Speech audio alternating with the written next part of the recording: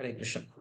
सर्वशास्त्राब्धि पीयूषा सर्ववेदैकसत्फला सर्वसिद्धान्तरड्नाढ्य सर्वलोकैकदृक्पदा सर्वभागवत प्राणा श्रीमद्भागवत प्रभो कलिद्वन्द्वोदिदादित्य श्रीकृष्णा परिवर्तिता परमानन्दपाठाय प्रेमरसक्षराय ते सर्वदा सर्वसेव्याय श्रीकृष्णाय नमोऽस्तुते। मदेकबन्धो मत्सङ्गिन् मद्गुरो मन्महादना मन्निस्तारक मद्भाग्य मदानन्द नमोऽस्तुते। असाधुस्साधु दादायि नति नीचोतचाकर आनमुञ्च कदा शृण्मां प्रेम्णा हृत्कण्ठयो स्फुराः।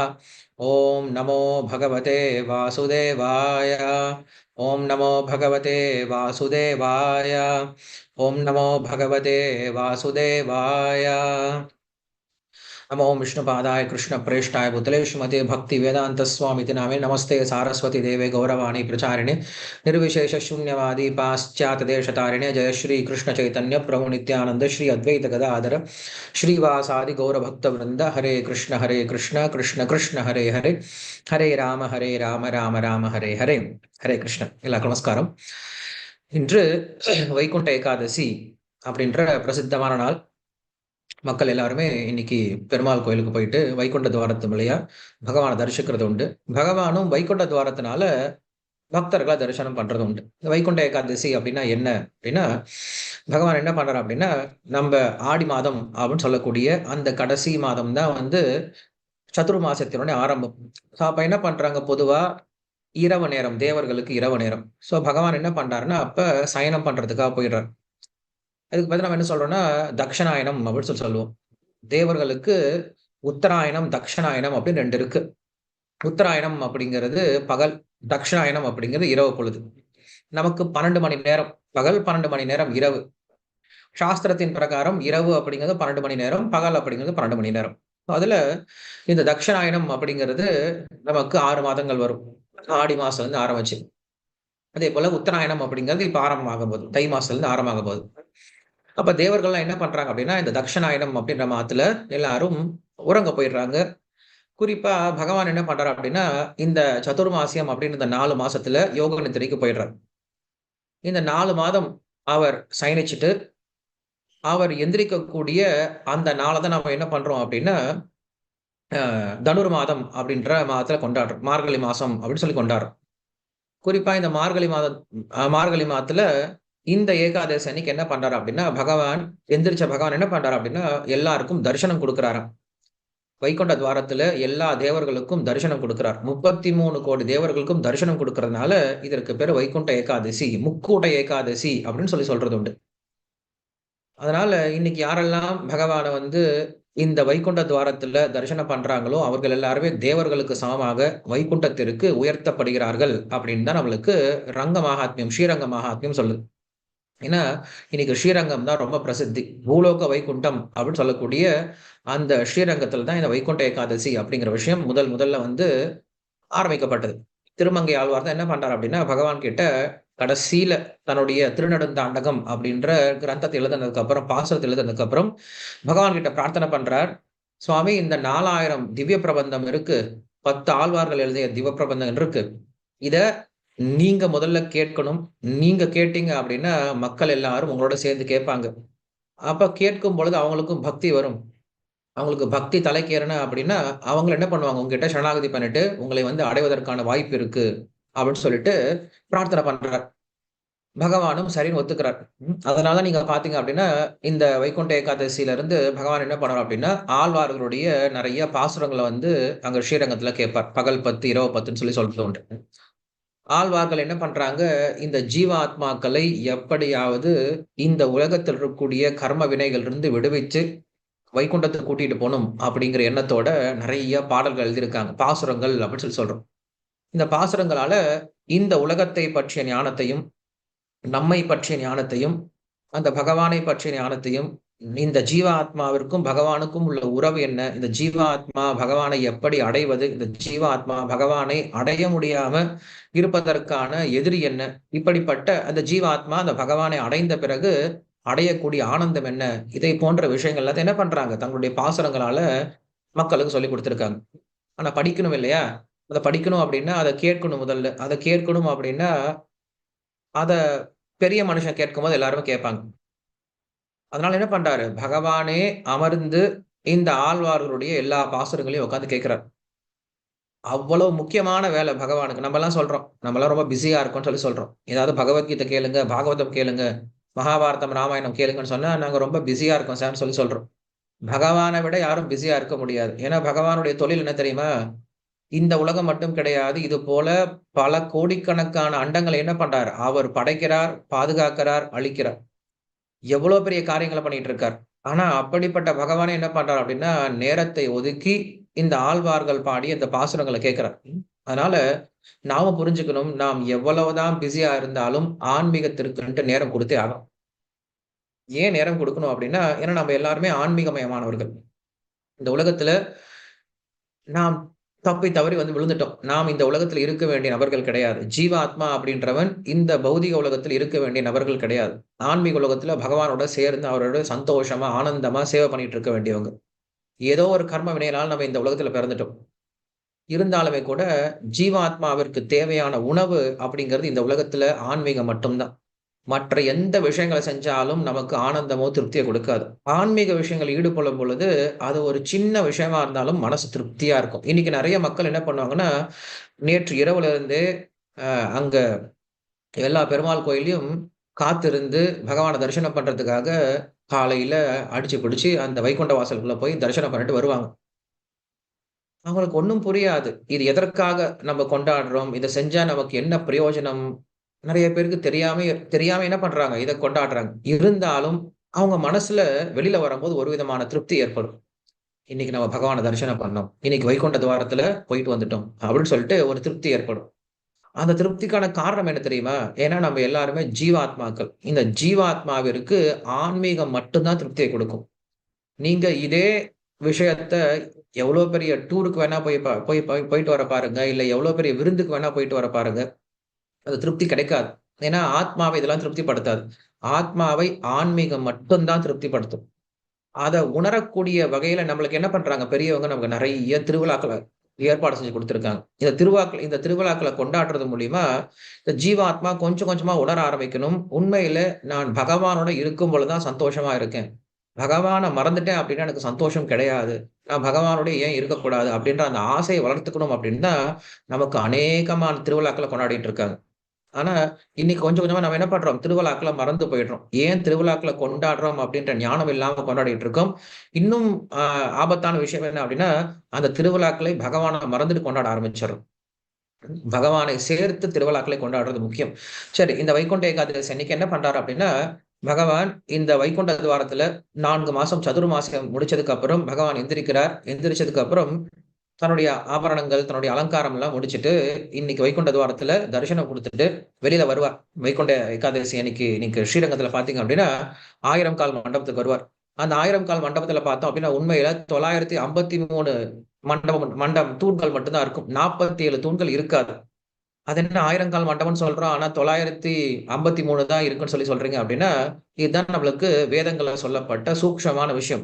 "த்ரிபாத் ஊர்த்வம் உதயித் புருஷः பாதோऽஸ்யேகா பவாத் புனः" அப்படின்னு சொல்லுது. மொத்த படைப்புல பார்த்தோம் அப்டின்னா, இந்த பௌதிக உலகம் அப்படிங்கிறது ஒரு பகுதி. ஆன்மீக உலகம் அப்படிங்கிறது 3/4 பகுதி. அதாவது 4ல 3 பகுதி ஆன்மீக உலகம், 1 பகுதி அப்படிங்கிறது பௌதிக உலகம்னு சொல்லப்படுது. அதை குறிக்கக்கூடிய விதமா தான் இந்த 1000 கால் மண்டபம்னு சொல்றோம். இந்த 1000 கால் மண்டபத்துல 3 பகுதி அப்படிங்கிறது நிலையாக இருக்கக்கூடிய கல் மண்டபம். அதுக்கப்புறம் நீங்க பார்த்தீங்கன்னா, இந்த 1 மாசத்திற்காக நெறைய பெரிய பெரிய மரங்களை, அதாவது பனை மரங்கள பெருசு பெருசா கொண்டு வந்து கரெக்ட்டா 47 பனை மரங்கள வச்சு என்ன பண்றாங்க, பெரிய பெரிய தூணை போல ஏற்படுத்தி ஒரு பெரிய மண்டபம், ஒரு பெரிய பந்தல் ஏற்படுத்துவாங்க. அந்த பந்தலுக்கு கீழ தான் என்ன பண்ணுவாரு வந்து பகவான் வந்து உட்காருவார். அந்த பந்தலுக்கு கீழ தான் என்ன பண்ணுவார் அப்டின்னா, எல்லா ஆழ்வார்களுடைய பாசுரங்கள கேட்பார். அப்டின்னா என்ன அர்த்தம்? இந்த பந்தல் அப்படிங்கிறது நிலையற்றது. தோன்றி மறையக்கூடியது. அதேபோல பகவான் வந்து இங்க அமர்ந்து இந்த பாசுரங்கள கேட்கக்கூடிய இடம். ஆழ்வார்களுக்கு மோட்சம் கொடுக்கக்கூடிய இடம் அப்படின்னு புரிஞ்சுக்கணும். இந்த உலகம் தான் இந்த பந்தல். இந்த உலகம் எப்படிப்பட்டது? தற்காலிகமானது. தோன்றி மறையக்கூடியது. இந்த உலகம் எதற்காக படைக்கப்பட்டிருக்கு அப்படின்னா, நாம சந்தோஷமா இருக்கிறதுக்காக கிடையாது. பகவான் இந்த உலகத்துக்கு வந்து நெறைய லீலைகள பண்ணுவார். அதேபோல இந்த உலகத்தில் இருக்கக்கூடிய ஆத்மாக்கள் என்ன பண்ணுவாங்க? பகவானிடம் சரணாகதி பண்ணுவாங்க. பகவானிடம் பிரார்த்தனை பண்ணுவாங்க. அப்படி பிரார்த்தனை பண்ணக்கூடிய மக்களுக்கு என்ன பண்றார் பகவான்? இந்த உலகத்துக்கு வந்து மோட்சம் கொடுத்து கூட்டிட்டு போகக்கூடிய இடம் தான் என்ன சொல்றோம்? இந்த லீலா விபூதின்னு சொல்றோம். ஆன்மீக உலகம் அப்படிங்கிறது நித்திய விபூதி, அழியவே அழியாது. இந்த உலகம் பௌதிக உலகம் அப்படிங்கிறது லீலா விபூதி. லீலா விபூதி அப்படின்னா பகவான் இங்க லீலை செய்வதற்காக இந்த உலகத்தை படைச்சிருக்கார். பகவான் இந்த உலகத்தை படைச்சது நாம் சந்தோஷமா இருக்கிறதுக்காக கிடையாது. பகவானுடைய லீலைகளை அரங்கேற்றம் பண்ணுவதற்காக இந்த உலகம் இருக்கு. அதுக்கு பேர் தான் ஸ்ரீரங்கம் அப்படின்னு சொல்றோம். ரங்கம் அப்படின்னாவே விளையாட்டு இடம். நம்ம இன்னைக்கு சொல்றோம் இல்லையா, பிளே கிரவுண்ட் சொல்லி சொல்றோம் இல்லையா, அந்த பிளே கிரவுண்ட் என்ன சொல்றோம், ஸ்ரீரங்கம் அப்படின்னு சொல்லி சொல்றோம். சோ பகவானுக்கு இந்த மொத்த உலகமே ஒரு பிளே கிரவுண்ட் தான். உலகம் யாவையும் தாமுலவாக்கலும் நிலைபெறுத்தும் நீக்கலும் அழகிலா விளையாட்டுடைய தலைவர் யாரவர் அன்னவர்க்கே சரணாங்கலின்னு சொல்லிட்டு கம்பர் சொல்றார். விளையாட்டு அப்படின்னு சொல்லி சொல்றார். இந்த மொத்த உலகத்தை என்ன பண்றாரு பகவான், படைத்தல் காத்தல் அழித்தல் அப்படின்ற இந்த 3 விஷயங்களை விளையாட்டா செய்யறேன்னு சொல்லி சொல்றேன். விளையாட்டா செய்யறேன் அப்படின்னு என்ன அர்த்தம், ரொம்ப எளிமையா செய்யறேன் அப்படின்னு அர்த்தம். கஷ்டப்படாம ரொம்ப எளிமையா செய்யறேன், எனக்கு பிடிச்சு செய்யறேன் அப்படின்னு அர்த்தம். விளையாட்டா செய்யறேன் அப்படின்னா பகவான் நம்ம வாழ்க்கையோட விளையாடுறார் அப்படிங்கிறது கிடையாது. அப்படி இந்த உலகத்தை படைத்து இந்த உலகத்துல பகவான் என்ன பண்றாரு அப்படின்னா, இந்த ஜீவாத்மாக்களை அஹ் ஜீவாத்மாக்களை நம்முடைய இன்னும் தன்பால் ஈர்ப்பதற்காக என்ன பண்றார், இந்த மாதிரி ஆழ்வார்களை அனுப்பி வைத்து பக்தர்களை அனுப்பி வைத்து அவர்கள் மூலியமாக மக்களுக்கு ஞானத்தை கொடுத்து அந்த மக்கள் எல்லாரும் சேர்ந்து பகவானிடம் சரணாகதி பண்ணும்போது இந்த வைகுண்ட ஏகாதசி அன்னைக்கு எல்லாருக்கும் ஆசீர்வாதம் கொடுக்கிறார் அப்படின்னு அர்த்தம். அதனால வைகுண்ட ஏகாதசி அன்னைக்கு மட்டும் நம்ம வைகுண்ட வாசலுக்குள்ள போனா போதாது. இந்த வைகுண்ட வாசலுக்குள்ள போயிட்டோம் அப்படின்னா என்ன செய்யணும் அப்படிங்கிறது தெரிஞ்சுக்கணும். சரி, நம்ம எல்லாரும் வைகுண்ட வாசலுக்குள்ள போறோம், வைகுண்டத்துக்கு போறோம்னு நினைக்கிறோம். வைகுண்டத்துக்கு போய் என்ன பண்ண போறோம் இல்லையா, தெரியணும் இல்லையா. வைகுண்டத்துக்கு போயிட்டு அங்க நம்மளுக்கு ஸ்கூல் கிடையாது, காலேஜ் கிடையாது, வேலை கிடையாது, பணம் கிடையாது, குடும்பம் இதெல்லாம் எதுவும் இருக்காது. அங்க பகவான் மட்டும்தான் இருப்பார். பகவானோட கோடிக்கணக்கான பக்தர்கள் இருப்பாங்க. பகவானுக்கு நித்தியமா உற்சவம் நடக்கும், கீர்த்தனம் நடக்கும், உபன்யாசம் நடக்கும், உற்சவங்கள் பெரிய பெரிய திருவிழாக்கள் நடக்கும், நிறைய பிரசாத விநியோகம் நடக்கும். எங்க பார்த்தாலும் வெறும் திருவிழாக்களா இருக்கும் வைகுண்டத்துல. அதனால அந்த திருவிழாக்களுக்கு நம்ம தயாரா இருக்கோமா அப்படின்னு பாக்குறாரு. இந்த திருவிழாக்கு நம்ம தயாரா இருந்தோம்னா பகவான் நம்மள என்ன பண்றாரு, இந்த வாழ்க்கை முடிஞ்சதுக்கு அப்புறம் நம்மளை வைகுண்டத்துக்கு கூட்டிட்டு போயிடுறாரு. அதனால நம்ம என்ன பண்ணுவோம் அப்படின்னா, இந்த மாதிரி திருவிழாக்கள்ல பங்கேற்று நாம் நம்முடைய விருப்பத்தை காட்ட வேண்டும் பகவானுக்கு. கிருஷ்ணா, உண்மையில எனக்கு இந்த ஜென்மம் போதுமானது, எனக்கு இந்த உலகம் போதுமானது, நான் உன்னிடமே வந்துடுறேன், மறுபடியும் உன்னோட சேர்ந்து நான் உனக்கு சேவை செஞ்சுக்கிட்டு ஆனந்தமா இருக்கிறேன் அப்படின்னு சொல்லக்கூடிய இந்த ஒரு விருப்பத்தை நம்முடைய சரணாகதியை பகவானுக்கு சொல்லக்கூடிய நாள் தான் இந்த வைகுண்ட ஏகாதசி அப்படின்னு சொல்லி சொல்றோம். அதனால இன்னைக்கு மக்கள் கிட்ட நிறைய விழிப்புணர்வு இருக்கு. வைகுண்ட ஏகாதசி அப்படின்னா பெருமாள் கோயிலுக்கு போகணும் அப்படின்ற விழிப்புணர்வு இருக்கு. ஆனா அதோட சேர்ந்து அந்த வைகுண்டத்திற்கு எப்படி போகணும் அப்படின்ற வழிமுறையும் சொல்லிக் கொடுக்கணும். வைகுண்ட ஏகாதசிக்குள்ளரே நாம கோயிலுக்குள்ள போயிட்டு வந்தோம் அப்படின்னா, அன்னைக்கு வாசலுக்குள்ள போயிட்டு வந்தோம்னா நம்மளுக்கு என்ன காட்டுறோம், பகவான் கிட்ட விருப்பத்தை காட்டுறோம். கிருஷ்ணா, எனக்கு விருப்பம் இருக்கு, நான் உன்னை அடைவதற்கு எனக்கு விருப்பம் இருக்குன்ற அந்த நம்முடைய உற்சாகத்தை காட்டுறோம். சரி, விருப்பம் இருந்தா மட்டும் போதுமா, அதற்கான முயற்சி வேண்டாமா, முயற்சி வேணும் இல்லையா. அதற்கு தான் நம்ம என்ன பண்றோம், வருடம் முழுவதும் நம்மளை நாம் தயார்படுத்திக்கணும். பகவானை அடைவதற்கான வழி என்ன அப்படிங்கிறதுக்கான விஷயங்கள் நம்மளுக்கு என்ன பண்றாரு, பகவானே சாஸ்திரங்களை கொடுத்திருக்காரு. சோ வைகுண்ட ஏகாதசி அப்படிங்கிறது வைகுண்ட மனநிலைமை வளர்த்துக்கிறது. முதல்ல நான் ஜீவாத்மா என்பதையும் பகவான் தான் என்னுடைய ஒரே தஞ்சம் அப்படிங்கிறதையும், இந்த ஜீவாத்மாவாகிய நான் பகவானுக்கு மட்டுமே சொந்தமானவன் அப்படிங்கிற விஷயத்தையும், ஜீவாத்மா பகவானோட சேர்ந்திருந்தா மட்டும்தான் ஆனந்தம் அப்படிங்கிற விஷயத்தையும் புரிஞ்சுக்கணும். புரிஞ்சுக்கிட்டு இந்த உலகம் எனக்கான உலகம் கிடையாது, இந்த உலகத்தில் இருக்கக்கூடிய எல்லா உறவுகளும் நிலையற்றது, இந்த உலகத்தில் நான் ஆனந்தமா இருக்க முடியாது, நான் எங்க இருந்தாலும் பகவானுக்கு சேவை செய்யணும் அப்படின்ற இந்த மனநிலைமைக்கு வந்துட்டான் அப்படின்னா அவன் தயாராயிட்டான் பகவானை அடைவதற்கு. அதன் பிறகு என்ன பண்றான், அவன் ஒரு சிறந்த குருவை அணுகி அவங்க கிட்ட கேள்வியை கேட்டு அவங்க சொல்லக்கூடிய சேவைகளை செய்து அவன் என்ன பண்றான், பகவானை அடைவதற்கான வழிமுறையில் ஈடுபடுறான். சோ இப்படிப்பட்ட உன்னதமான இந்த ஜீவாத்மாவாகியவன் எப்படி அந்த உயர்ந்த தலமாகிய அழிவற்ற ஆனந்தத்தை உடைய அந்த வைகுண்டத்தை அடையக்கூடிய வழிமுறை என்ன அப்படின்னு சொல்லக்கூடிய ஏகாதசி தான் இந்த வைகுண்ட ஏகாதசி அப்படின்னு சொல்லி சொல்றோம். வைகுண்ட ஏகாதசிய நாம் சாதாரணமா எடுத்துக்கிட்டோம் அப்படின்னா, மக்கள் பொதுவா இன்னைக்கு கரும்பு சாப்பிட்டுட்டு, பொரிக்கடலை சாப்பிட்டுட்டு, அது இது பொங்கல்லாம் வச்சு சாப்பிட்டுட்டு விரதம் இருக்கிறேன்னு சொல்லிட்டு இரவு முழுவதும் நான் முழிச்சுக்கிட்டு இருக்குன்னு சொல்லிட்டு சினிமா தேட்டருக்குலாம் போயிட்டு வரவங்க எல்லாம் இருக்காங்க. அப்படி வைகுண்ட ஏகாதசி கொண்டாடக்கூடாது. வைகுண்ட ஏகாதசி அப்படின்னா பகவானை தரிசனம் பண்ணிட்டு வாங்க, பகவானை பற்றிய ஞானத்தை வளர்த்துக் கொள்ள முயற்சி பண்ணுங்க வருடம் முழுவதும். முடிஞ்சா என்ன பண்ணுங்க, மற்றவங்களுக்கு இந்த ஞானத்தை சொல்லிக் கொடுக்க முயற்சி பண்ணுங்க. வைகுண்ட ஏகாதசி ஏன் கொண்டாடணும் அப்படிங்கிற ஞானத்தை மற்றவங்களுக்கு சொல்லிக் கொடுக்க முயற்சி பண்ணுங்க. இத புத்திரதா ஏகாதசி அப்படின்னு சொல்றது உண்டு. இந்த ஏகாதசி அன்னைக்கு யாராவது விரதம் இருந்தாங்க அப்படின்னா அவங்களுக்கு குழந்தை பாக்கியம் இல்லைன்னா கண்டிப்பா குழந்தை பாக்கியம் கிடைக்கும் அப்படின்னு சொல்லப்படுது. ஸ்ரீமத் பாகவத்துல சந்தான கோபாலன் அப்படின்னு ஒரு ஒரு சர்க்கம் இருக்கு. பகவான் எப்படி துவாரகாதீசனாக பெரிய குடும்பத்தோட தன்னுடைய பரிவாரங்களோட வாழ்ந்துட்டு இருக்கார் அப்படின்னு சொல்லக்கூடிய சர்க்கம் இருக்கு ஸ்ரீமத் பாகவத்துல. அந்த பாகவத சர்க்கத்தை படிச்சாலுமே கூட ஒருவருக்கு குழந்தை பாக்கியம் கிடைக்கும் அப்படின்னு சொல்லப்படுது. அதே போல இந்த ஏகாதசி அன்னைக்குதான் என்ன பண்றான் அப்படின்னா பகவான் வந்து முரா அப்படின்ற ஒரு அசுரனை கொல்வதற்காக போகும்போது என்ன பண்றாருன்னா அவர் திடீர்னு ஒரு ஒரு குகைக்குள்ள போய் படுத்து தூங்க போயிட்டார்.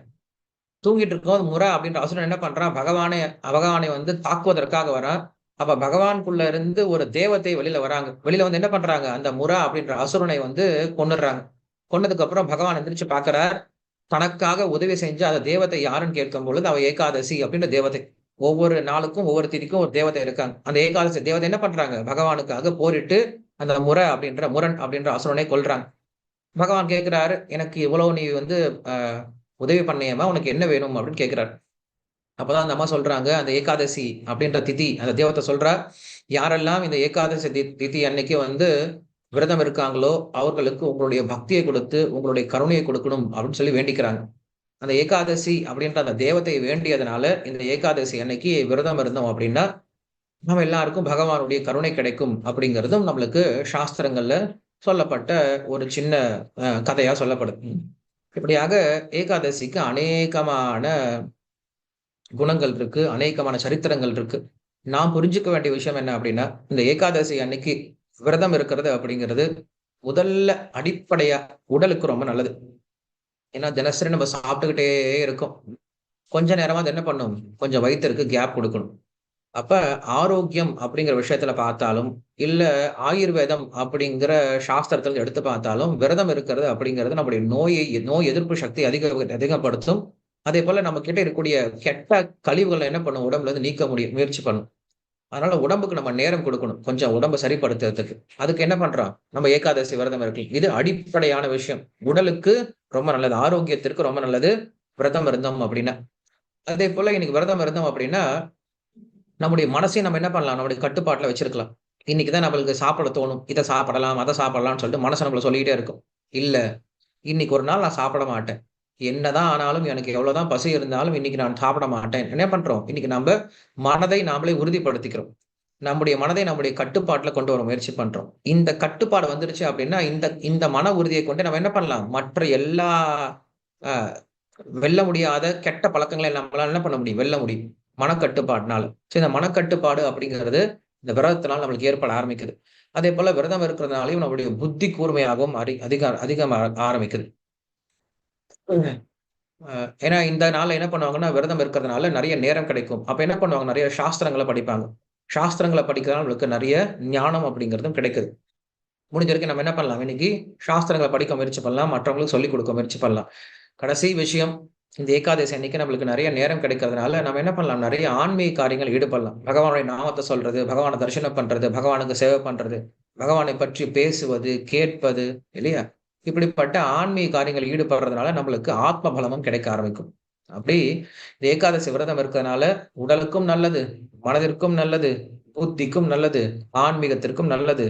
எல்லாவற்றிற்கும் மேலாக இது பகவானே இந்த நாளை அருளி கொடுத்ததுனால இந்த நாளை நமக்கு நிறைய புண்ணியங்களும் கிடைக்குது. அது மட்டும் இல்லாம இந்த ஏகாதசி அன்னைக்கு நம்ம என்ன பண்ணலாம் அப்படின்னா நம்முடைய இலக்கு என்ன அப்படிங்கிற நம்ம என்ன பண்ண நிர்ணயம் பண்ணிக்கலாம். ஏன்னா ஒவ்வொரு ஜீவாத்மாவோட இலக்கும் வந்து பகவானை அடைவது மட்டும்தான். அப்ப என்ன பண்ணலாம் இந்த ஏகாதசி நம்ம என்ன பண்ணலாம் ரிவ்யூ பண்ணிக்கலாம். நான் போன ஏகாதசில இருந்து இந்த ஏகாதசி வரைக்கும் என்ன ஆன்மீக காரியங்களை பண்ணியிருக்கோம் அப்படின்னு என்ன பண்ணலாம் உட்காந்து நம்ம ரிவ்யூ பண்ணிக்கலாம். எப்படி வந்து பிசினஸ் பீப்புள் என்ன பண்ணுவாங்க ரிவ்யூ பண்ணிப்பாங்க. மந்த்லி ரிவ்யூ மீட்டிங்லாம் இருக்கும். இந்த மாசம் நம்ம என்ன வந்து முன்னேற்றம் அடைஞ்சிருக்கோம், அடுத்த மாசம் நம்ம என்ன காரியங்களை செய்ய போறோம் நம்முடைய கம்பெனில முன்னேற்றம் அடைவதற்கு என்ன பண்ணுவாங்க ஒவ்வொரு ரிவ்யூ மீட்டிங் வச்சுப்பாங்க. அதே போல பக்தர்களாகிய நாம் எல்லாருமே என்ன பண்ணணும்னா இந்த ஏகாதசிக்கு என்ன பண்ணலாம் ஒரு சின்ன ரிவ்யூ மாதிரி வச்சுக்கலாம். போன ஏகாதசில இருந்து இந்த ஏகாதசி வரைக்கும் நான் என்ன ஆன்மீக காரியங்களை பண்ணியிருக்கேன், எத்தனை மாலை ஜபம் பண்ணியிருக்கேன், எவ்வளவு நேரம் பகவத்கீதை படிச்சிருக்கேன், எவ்வளவு நேரம் சாஸ்திரத்தை சொல்லி கொடுத்துருக்கேன், எவ்வளவு நேரம் சேவை பண்ணிருக்கேன், எவ்வளவு நேரம் எத்தனை முறை நான் போய் பகவானை தரிசனம் பண்ணி வந்திருக்கேன், எனக்கு வேற என்ன புரிதல்கள்லாம் வந்திருக்கு. ஏன்னா இந்த போன ஏகாதசில இருந்து இந்த ஏகாதசி 15 நாள். இந்த 15 நாள்ல நாம் எத்தனையோ ஆன்மீக விஷயங்களை புரிஞ்சிட்டு இருந்திருப்போம். எத்தனையோ புரிதல் நம்மள புதிய புதிய புரிதல்கள்லாம் வந்திருக்கும். உதாரணத்துக்கு, ஏதாவது ஒரு சின்ன கஷ்டம் வந்திருக்கும். அந்த கஷ்டத்தினால நான் பகவான உணர்ந்திருக்கலாம். நேற்று அப்படிப்பட்ட எனக்கு ஒரு புரிதல் கிடைச்சது. ஒரு ரொம்ப ரொம்ப நாளா கஷ்டப்பட்டுட்டே இருந்த ஒரு விஷயமானது, அ நமக்கே புரியாது. நான் பகவான மறந்து போயிட்டோன்றது நமக்கு புரியாது. நான் ரொம்ப நாளா ஒரு விஷயத்த பத்தி யோசிச்சுட்டு இருந்தேன். கஷ்டப்பட்டுட்டே இருந்தோம். ஆனா பகவான பத்தி அத நினைக்கவே இல்ல. சரி இது முடியவே முடியாது. இது இந்த காரியம் தோல்விதான் அப்படின்னு நினைச்சுட்டு, "கிருஷ்ணா ஏன் இப்படி பண்ற?" அப்படின்னு சொல்லிட்டு ஒரே ஒரு வார்த்த தான். ஒரே ஒரு வார்த்த சொல்லிட்டு நான் பார்த்தேன். அடுத்த க்ஷணம் அதற்கான பதில் கிடைச்சது. ப்ராப்ளமே சால்வ் ஆயிடுது. இது நான் முன்னாடியே பண்ணியிருக்கலாம். 1 மாசத்துக்கு முன்னாடியே பண்ணியிருக்கலாம். ஆனா, இந்த ஜீவாத்மா அப்பப்ப என்ன பண்றான்? பகவான மறந்து போயிடுறான். இன்னும் சொல்ல போனோம் அப்டின்னா, அப்பப்ப தான் பகவானை நினைக்க ஆரம்பிக்கிறான். எப்பயும் மறந்து போயிருக்கும். அப்பப்ப தான் நினைக்கிறோம். ஆக இந்த ஏகாதசி அன்னைக்கு என்ன பண்ணலாம்னா, இந்த ஒரு போன ஏகாதசிலருந்து இந்த ஏகாதசி இந்த 15 நாள் நமக்கு என்னெல்லாம் ஆன்மீக முன்னேற்றம் கிடைச்சிருக்கு, என்னெல்லாம் ஆன்மீக புரிதல்கள் கிடைச்சிருக்கு, என்னெல்லாம் ஆன்மீக உணர்வு நமக்கு ஏற்பட்டிருக்கு, நாம் ஆன்மீகத்தில் எப்படி முன்னேறி இருக்கோம், இல்லை எப்படி பின்தங்கி இருக்கோம். இப்படிப்பட்ட ரிவ்யூஸ் என்ன பண்ணலாம்னா பண்ண ஆரம்பிக்கலாம். இப்படி செய்ய ஆரம்பிச்சோம் அப்படின்னா, ஸ்ட்ராட்டஜி இல்லையா? பிளானிங் அப்படின்னு சொல்லி சொல்றோம் இல்லையா? ஸோ பகவானை அடைவதற்கு நம்மளுக்கு என்ன வேணும்? கண்டிப்பா பிளான், திட்டங்கள் அப்படிங்கிறது வேணும். நம்ம எப்படி வீடு கட்டுறதுக்கு திட்டம் போடுறோம், வியாபாரம் பண்றதுக்கு திட்டம் போடுறோம், கல்யாணம்னு வந்துச்சா திட்டம் போடுறோம் இல்லையா? வீட்ல சமைக்கிறதுக்கு கூட என்ன பண்றாங்க? திட்டம் போடுறாங்க. நைட்டே என்ன பண்றாங்க? யோசிச்சு வைக்கிறாங்க. காய்கறிலாம் கட் பண்ணி வச்சுட்டு என்ன பண்றாங்க? எல்லாத்துக்கும் செய்றாங்க. இப்படி எல்லாரும் திட்டம் போடும் பொழுது, ஆன்மீகத்துல முன்னேறுவதற்கு நம்மளுக்கு என்ன வேணும்? கண்டிப்பா திட்டங்கள் அப்படிங்கிறது வேணும். அது திட்டம் தீட்டக்கூடிய நாள் தான் இந்த ஏகாதசின்னு சொல்லி சொல்றோம். அதனால இந்த ஏகாதசி அன்னைக்கு மற்ற எல்லா காரியங்களையும் பக்கத்துல வச்சுட்டு, ஆன்மீக காரியங்கள்ல, ஆன்மீக முன்னேற்றத்திற்கு, ஆன்மீக திட்டத்திற்கு, ஆன்மீக விழிப்புணர்வு, இல்ல ஆன்மீக பலத்தை கூட்டுவதற்காக என்ன பண்ணலாம்? இந்த ஏகாதசிய நம்ம உபயோகப்படுத்த ஆரம்பிக்கலாம். ஸோ இந்த வைகுண்ட ஏகாதசி அப்படிங்கிறது, வைகுண்ட வாசலுக்குள்ள நுழைஞ்சா மட்டும் பத்தாது. வைகுண்ட மனநிலைமையில் நுழைய ஆரம்பிக்கணும். அதற்கு தான் நமக்கு ஆச்சாரியர்களுடைய பாடல்கள், ஆச்சாரியர்களுடைய விளக்கங்கள், பாசுரங்கள், சாஸ்திரங்கள் ரொம்ப முக்கியம். இந்த வைகுண்ட ஏகாதசி அன்னைக்கு எல்லார்கிட்டயும் இந்த ஒரு சின்ன பிரார்த்தனை தான். எல்லாரும் என்ன பண்ணுங்க, வைகுண்ட வாசல்ல போய் பகவான தரிசனம் பண்ணிட்டு வந்துட்டு, அதுக்கப்புறம் அந்த பகவானை உங்க இதய கமலத்துல எழுந்தருளச் செய்து, இந்த பகவான் கிட்ட என்ன பண்ணுங்க, உங்களுக்கு தெரிஞ்ச விஷயங்களால அவங்கள பூஜனை பண்ணுங்க. நம்ம ஆழ்வார்கள போல தான் பாசுரங்கள சொல்லணும் அப்படிங்கிறது கிடையாது. நம்முடைய மனதளவுல நம்ம என்ன பகவானுக்கு பிரார்த்தனை பண்றோமோ, அந்த பிரார்த்தனைய எடுத்துப்பார். நம்ம எல்லாரும் என்ன பண்ணலாம், இன்னைக்கு பகவான் கிட்ட பிரார்த்தனை பண்ணிக்கலாம். கிருஷ்ணா, எப்படி நீ ஆழ்வார்களுடைய பாசுரங்கள கேட்டு அவங்களுக்கு மோட்சம் குடுத்தியோ, அதே போல கஷ்டப்படக்கூடிய நாங்க எல்லாருமே ஆழ்ந்து இருக்கோம். எதுல பௌதிக விஷயங்கள் ஆழ்ந்து இருக்கோம். அதனால எங்கள என்ன பண்ணு, இந்த பௌதிக விஷயங்கள்லருந்து வெளியில எடுத்து, எங்களையும் ஆன்மீக விஷயங்கள்ல ஆழங்கால் படச் செய்து, எங்களையும் அந்த ஆழ்வார்களைப் போல மாற்றி என்ன பண்ணு, எங்களுக்கும் மோட்சம் குடு அப்படிங்கிற இந்த பிரார்த்தனை நம்ம என்ன பண்ணலாம், இந்த வைகுண்ட ஏகாதசி அன்னைக்கு நம்ப வைக்க முயற்சி பண்ணலாம். ரொம்ப நன்றி எல்லாருக்கும். மறுபடியும் உங்க எல்லாரையும் நானு அடுத்த செவ்வாய்க்கிழமை பார்க்க முயற்சி பண்றேன். ஸ்ரீ வைகுண்ட ஏகாதசி திதிக்கு ஜெய். ஸ்ரீல பிரபுபாத் கி ஜெய். ஹரே கிருஷ்ணா.